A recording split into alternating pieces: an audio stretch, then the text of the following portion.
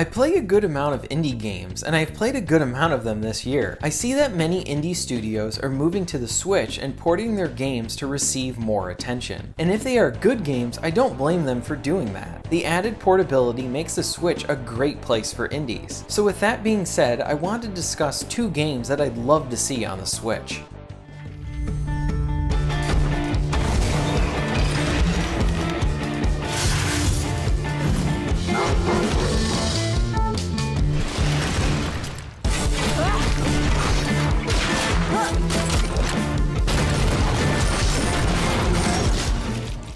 The first game I want on the Switch is Full Metal Furies. Full Metal Furies is made by the guys that made Rogue Legacy. Full Metal Furies aims to take their stab at the action RPG beat-em-up genre. It provides a good selection of characters to choose from, many levels to fight through, and combat that is both fun and challenging. The 4 characters are rather different from each other. You aren't essentially getting 4 characters that just look different but play the same. The characters have different personalities and different moves from each other. For example, the engineer uses a pistol for her main attack, and her special ability involves throwing down an automated turret that will attack all the enemies near her. She can fire off her pistol rather quickly, but she doesn't have access to any melee attacks. So when you're out of ammo, you need to use her dodge roll to get out of danger while you're reloading your gun. This is a nice contrast to the tank class. The tank class is armed with a shield that is both used for attacking and defending. She has an evasive move, but hers is a bit different than the engineer's, as the tank can use her shield rush to push herself into enemies or close some distance between them. I like that her evasive move is also an attack. She also has a shout that will send out this area of effect blast that hits everyone around her. She is not armed with any ranged weapons, so you'll be fighting very differently compared to the engineer. You'll also have a sniper class, which is slow to move but can do a lot of damage, and a fighter class. Each of the characters will be able to upgrade and earn different variations of their initial movesets, so you'll have some nice customization to them. But either way, the 4 characters are very different from each other, and this in itself provides a lot of replay value, trying out the 4 different characters. The game allows for 4-player co-op, and it likes to throw in another challenge into the mix with this. As you are fighting enemies, you'll notice that some will have different color shields surrounding them. Those enemies can only be defeated once the shield is down. You need to defeat the enemy with the corresponding character color to take it away. This can be very intense when you try to fight some of the harder enemies with a shield.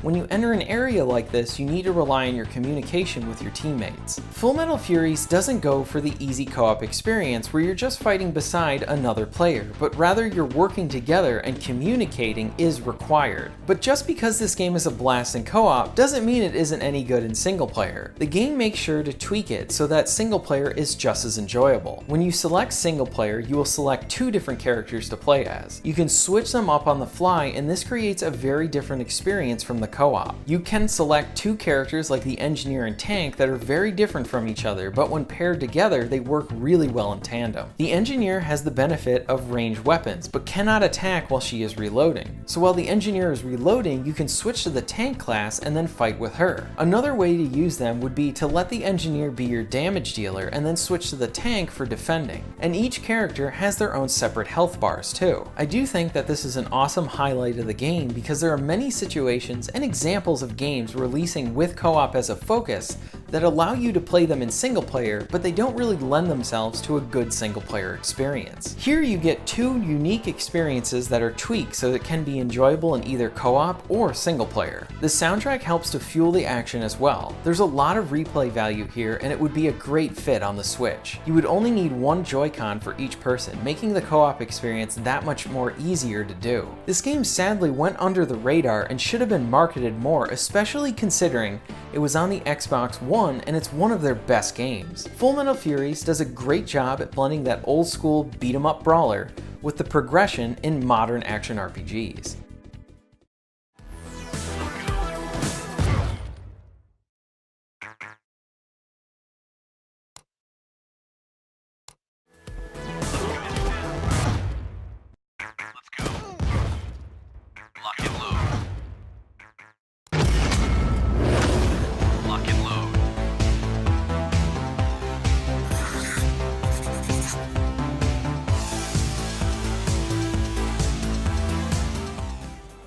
Door Kickers is an indie game that I found at PAX this year, and I'm glad that I found it. It is still in early access, but it is one of the best representations of doing early access right. There's a lot of content and solid gameplay. The game provides you with 4 classes to pick from. Each of the 4 classes have different weapons and abilities that they can pull off. You have the Assaulter, which has access to machine guns and can use a light machine gun for their special. Many of the classes have the special ability to call in a sniper support, which will randomly kill a few enemies on screen. The Breacher is the close-range soldier armed with shotguns. The shotguns are satisfying to use, but the spread on them can have you accidentally killing a hostage. The Breacher can summon an incendiary shotgun that is also fun to use. The Riot-like shield soldier has the benefit of having a riot shield, but only has access to pistols. The added cover means you can take more damage, and it's best when used in co-op where you have a good damage dealer behind you. Lastly, the FBI agent has a combat role and can equip herself with a machine gun and dual pistols. The levels themselves are sectioned off into a very arcadey-like fashion. Completing levels will result in earning stars. Stars can be used buying more upgrades and guns for your different character classes. The missions themselves provide a decent amount of variety. In most levels, you'll need to rescue hostages from enemies. In others, you'll need to find a bomb and defuse it within the time limit, or just kill everyone on the stage. The game can be really tough.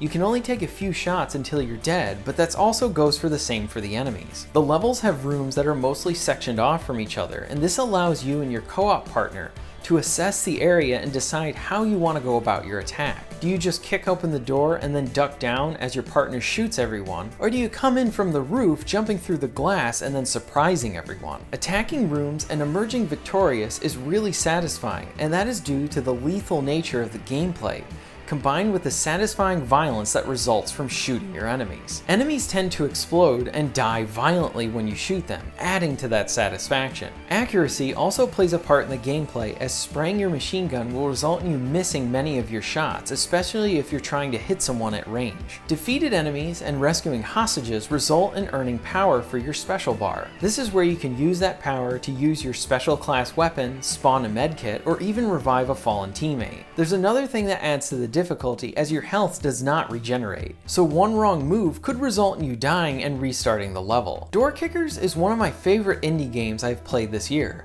It is both challenging and rewarding. While you can play in single player, I would highly recommend you playing co-op. This is another one that would be perfect for the Switch and would only need a few of the buttons on a single Joy-Con to play. Plus, Door Kickers provides an addictive experience that can be played for either 5 minutes or 5 hours. Lastly, the soundtrack in Door Kickers is fantastic. It's very 80s and it's very awesome.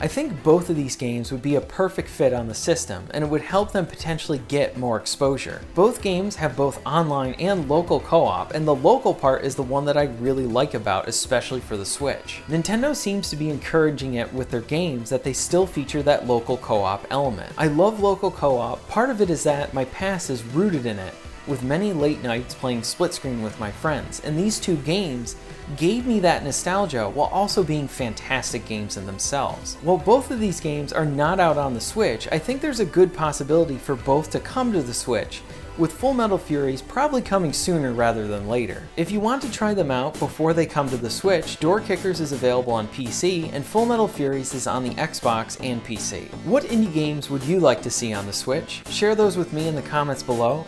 Thanks again, and I'll see you next time.